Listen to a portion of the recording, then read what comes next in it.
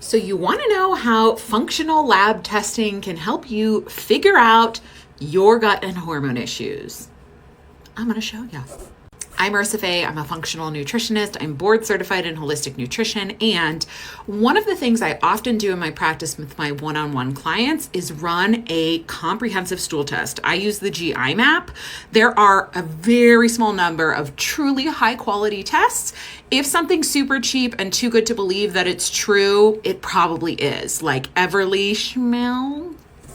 So I'm going to be breaking this down in a couple of videos because these reports are long and super detailed, but I want to introduce you to the first client case study that I am going to take you through with their GI Map stool test. Let's call this client A. And here is client A's GI Map and my messy desk. So client A came to me with concerns about her thyroid. She noticed she had cold hands and feet. She was losing a lot of hair. And she kept trying to get her doctor to run a comprehensive thyroid panel, which her doctor kind of refused to do. So we ran that too in addition to this test, and I'll explain that here in a bit. But she also had sluggish digestion. She didn't poop every day, and her doctor told her that was normal, but she kind of felt that wasn't gonna help her really feel her best. And I totally agree with her. And there were certain foods that she just noticed kind of contributed to bloating and made her not feel good. Dairy was one of them. So after I took her detailed health history, which is something I do with all my one-on-one clients, I said, you know what? There is enough here that has sparked my mind that we need to know a bit more specifically about what's going on in your gut.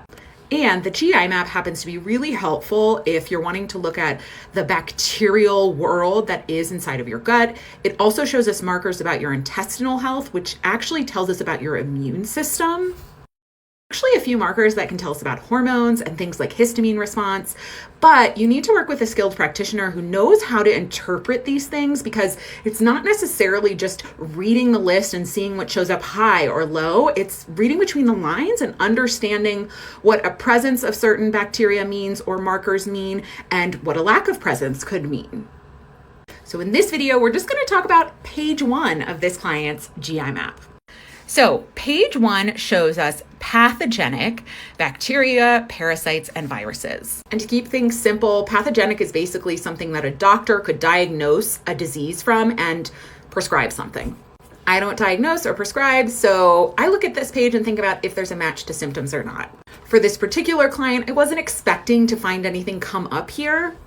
I think of it like she doesn't have any like super vibrant symptoms like diarrhea or really extreme bloating. Those are some of the things I might look for if I'm expecting something to show up on this page. Things get interesting on page 2 of the GI Map